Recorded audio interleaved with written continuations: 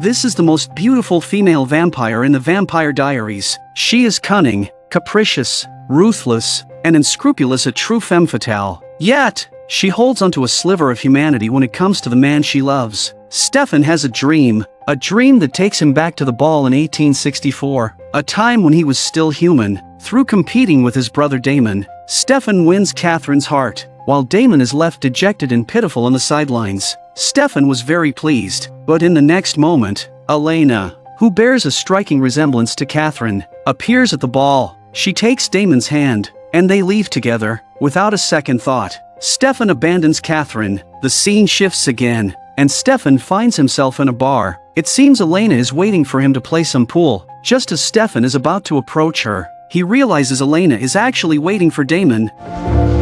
It hurts, doesn't it? Now you know how I feel.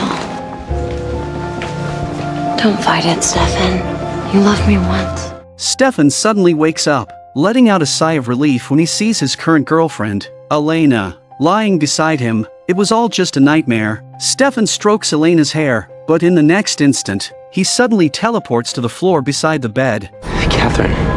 You have to admit I am getting better at this. Katherine is truly unpredictable. It turns out the nightmare was orchestrated by Katherine, who is trying to win Stefan's heart back. How could Stefan ever be a match for the 500-year-old Katherine?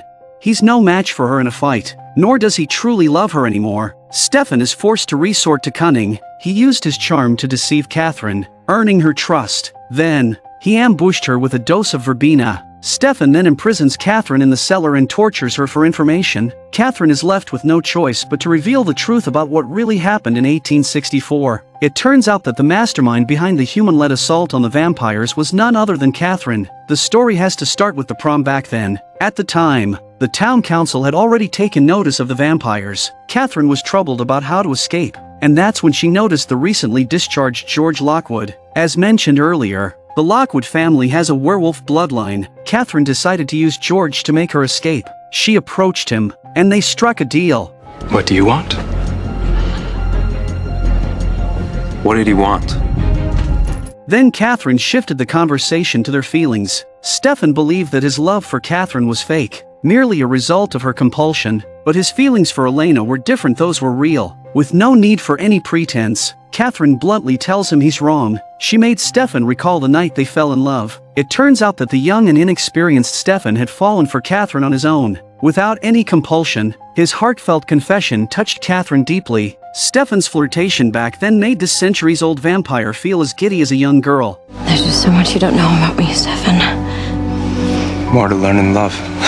Because of Stefan's declaration of love, Katherine was willing to give up the devoted Damon. She used compulsion to drive Damon away. Katherine's treatment of the two brothers couldn't have been more different. Stefan fell silent, unable to refute her words, nor did he dare to face the truth. He distinctly remembered Katherine compelling him. Katherine explained, "That was after you found out I was a vampire. You were terrified. I had no choice but to erase your fear." Katherine continued to recount what happened back then. Under her and George's manipulation, all 27 vampires were captured. George, acting as an insider within the council, left an escape route for Katherine. Katherine had originally planned to leave quietly, but she wanted to see Stefan one last time. This led to her capture, nearly ruining her plan. That night, Stefan and Damon risked their lives trying to save her, something Katherine had never expected. After 145 years apart, Katherine returned to the town, claiming she came back for Stefan, but Stefan knew Katherine too well. She was insidious, deceitful, and ruthless, caring only for herself. Enraged, Katherine threatened to kill Elena,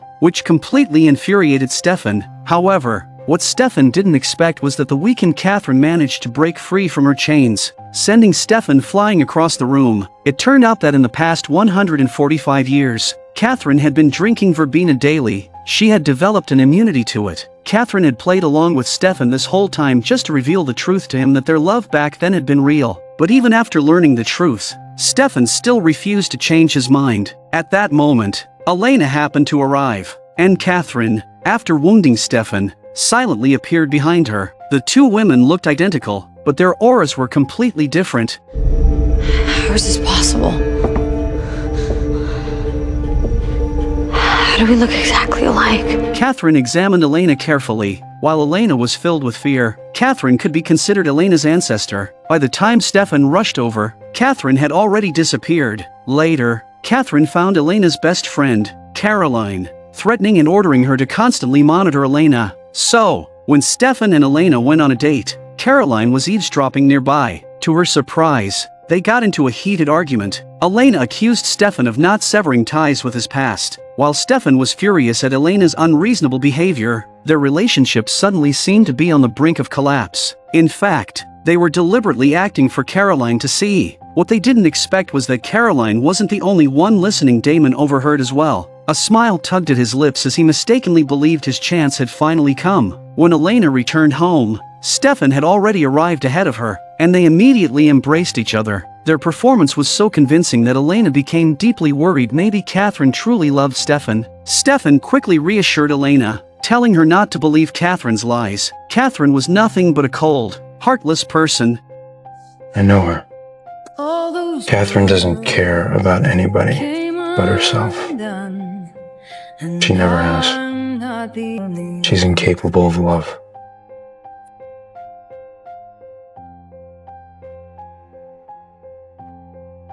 Stefan was destined never to know that after both brothers died, it was Katherine who saved them with her blood, leaving Stefan with a tender kiss. Because she was constantly on the run, Katherine had no choice but to leave Stefan. During those 145 years of fleeing, she never stopped loving him. She was truly a woman to be both loved and hated. You would never guess that the werewolves' fear of silver is actually a lie fabricated by the werewolves themselves. They fabricated a weakness for themselves as a way to strike back against their archenemies, the vampires. One day, Mason received an invitation from his old friend Jenna to visit her home. In reality, this was all Damon's idea. He wanted to test the truth behind the werewolf legends. During a game of Pictionary, Damon deliberately drew a dancing dog, clearly testing Mason. Dances with wolves.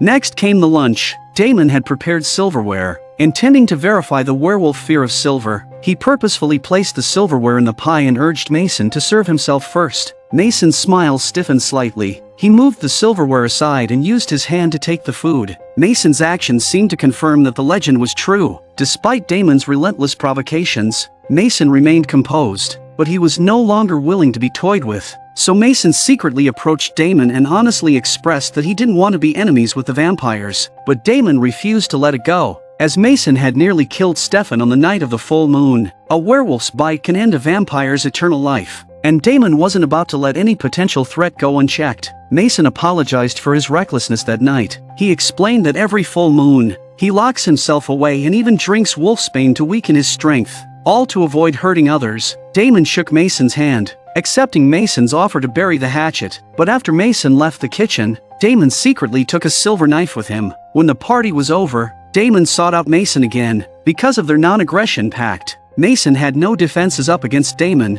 which allowed Damon to stab him in the chest with a silver knife. Damon ignored Mason, who was moaning on the ground, and prepared to bury the body himself. At that moment, behind him, Mason stood back up, his chest wound already healed, and Damon was utterly shocked. It turns out the werewolves' fear of silver was a myth they had created and spread themselves, precisely to deal with situations like this. Damon's plan backfired. Damon had made another enemy, and their hatred was now set. When Mason returned home, his nephew Tyler hurriedly hid the Moonstone. Mason had returned to town specifically for that stone. Tyler had always wanted to know how to activate the werewolf curse, but Mason remained tight-lipped. Tyler had no choice but to dangle the bait, claiming he could find the stone. Mason didn't want his nephew to suffer the same bone-crushing pain he endured every month. Becoming a vampire requires drinking human blood, but it doesn't necessarily mean taking a life. However, activating the werewolf curse is different. It requires a fresh, living sacrifice. Since Mason got the Moonstone, he finally had the chance to be intimate with Katherine, but Mason wasn't foolish. He was in no rush to hand over the Moonstone. Meanwhile, Elena was also being intimate with Stefan, feeding her vampire boyfriend with her own blood every day. The two women who look alike have vastly different love lives. What happens once I give you the Moonstone? We'll live happily ever after. I promise. Promise you. We're gonna get through this. One is built on promises, the other on lies. Jeremy told Damon about the Moonstone, and Alaric discovered through ancient texts that the Moonstone is the key to breaking the werewolf curse. Today, the town is hosting a charity event. When Mason sees Stefan, he greets him warmly, but after turning away, his face is full of surprise. In front of everyone, they act very friendly, but in private, Mason questions Stefan about what they've done to Sheriff Forbes. But from now on, you'll have to do your own dirty work. Mason feels a twinge of regret. He could have easily eliminated the Salvatore brothers. A distracted Mason accidentally bumps into Bonnie. As a witch, Bonnie glimpses Mason's memories, and she's left stunned, seeing Bonnie standing frozen in place. Stefan stepped forward and asked her what was wrong. It turned out that Bonnie saw Mason and Elena being intimate. Stefan immediately denies it, insisting that Elena was with him this morning. Suddenly, Stefan realizes that it wasn't Elena, it was Katherine. Damon also arrives at the charity event, with Jeremy tagging along like a shadow. Elena assumes that her brother is under Damon's control again, but Jeremy insists he's helping of his own free will. Stefan shares his discovery with Damon. Based on what Damon knows of Katherine, Mason must be under her spell. Whatever Katherine wants, Damon is determined to sabotage it. So the Salvatore brothers sent Jeremy to investigate the whereabouts of the Moonstone. And from Tyler, he learned that the Moonstone had already been given to Mason, so the Salvatore brothers turned to Bonnie for help. Asking her to cast a headache spell on Mason, Damon vividly remembered the pain it caused. What is that? That's me giving you an aneurysm. Your blood vessels go pop, but you heal quickly, so I do it over and over again. It turned out that every time he had a splitting headache, it was because his blood vessels had burst repeatedly. Damon was speechless. At first, Bonnie was reluctant to help, but with Mason and Katherine conspiring together and Katherine threatening Elena's safety, Bonnie had no choice but to take action. Bonnie lures Mason in and casts the blood vessel bursting spell, causing Mason intense pain, something Damon knows all too well. Damon then knocks Mason out with a swift knee strike. In the dungeon, Sheriff Forbes has finally run out of the verbena in her system, and Caroline opens up to her. Since becoming a vampire, Caroline has done her best to stay in control and not hurt anyone. So you steal the blood from the hospital? Damon does. I've been pilfering his supply. Damon not only took the blame, but his stolen goods were also stolen. Caroline's remarkable self-control was the only thing that brought Sheriff Forbes any comfort. At that moment, Damon drags a bound Mason into the dungeon, and Bonnie probes Mason's memories again, discovering where he's hidden the Moonstone. As Bonnie was leaving, Damon sincerely thanked her. Stefan immediately went to the location of the Moonstone after getting the address. Elena was worried and followed him. They found an abandoned, dry well. The water in the well had been soaked in verbena, which for vampires is like bathing in acid. Elena anxiously paced above, but fortunately, her two best friends arrived just in time. They rescued Stefan and retrieved the Moonstone. Stefan's skin was severely burned, and Elena quickly used her blood to heal him. Meanwhile, Damon was torturing Mason to extract Katherine's true intentions, but Mason remained tight-lipped, which only fueled Damon's curiosity. Since Katherine couldn't compel Mason, was it really necessary for him to protect Katherine so desperately? At that moment, Jeremy arrived with wolfsbane, rumored to be the bane of werewolves. Mason's face contorted in pain. He could endure physical torture, but the toxicity of wolfsbane was unbearable. Even Jeremy couldn't stand to watch Damon's brutal treatment of Mason. Who was the real monster here? Mason finally broke. He told Damon that Katherine wanted to help him break the moon curse because she loved him. Damon couldn't help but laugh at the idea, another man ensnared in Katherine's web of love. Seeing that Mason had no more secrets to reveal, Damon urged Jeremy to leave. This was Mason's death sentence, and Jeremy felt a pang of pity. Mason pleaded with Jeremy to help Tyler, to prevent him from making the same mistakes. Jeremy's heart softened. Damon grabbed Jeremy by the throat and sternly told him, "In the supernatural world, it's kill or be killed. Only the strong survive, and you have to be ruthless if you want to stay alive." Jeremy left angrily. As Katherine's ex, Damon could be considered Mason's predecessor. Damon ripped out Mason's heart, before Mason's heart was completely broken by Katherine. What a good guy! In the dungeon, Sheriff Forbes had a change of heart. She claimed to accept that her daughter was a vampire and promised to keep it a secret. Caroline was overjoyed, but considering the safety of the Salvatore brothers, Caroline knew her mother would never truly trust them, so she compelled her mother to forget the events of the past few days. You had a fever, chills, and ickiness. But I made you soup. And it was really salty. We bickered. You got better. And then your selfish little daughter, who loves you, no matter what, went right back to ignoring you. Katherine called Mason's phone, but she didn't expect to hear Damon's voice on the other end. Damon smugly used Mason's death to taunt Katherine. Katherine was truly furious. Send my love to Stefan. When Elena returned home, Aunt Jenna handed her the phone. It was Katherine on the other end. Katherine coldly stated that she had sneaked into Elena's house multiple times and had easily switched out the verbena. Aunt Jenna had been compelled long ago. Elena quickly looked over to see Jenna plunge a kitchen knife into her own abdomen.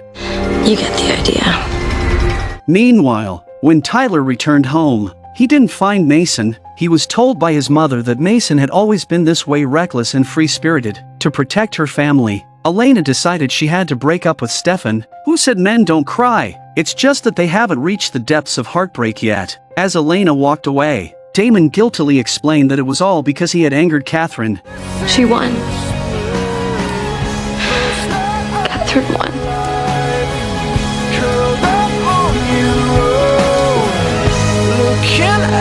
The underlying message was that this had nothing to do with her relationship with Stefan. I need a werewolf, and I've lost the one that I had. Now tell me what you're going to do to help me get a new one. I'm going to go after Tyler Lockwood. And you're not going to stop And I'm not going to stop until until he kills me.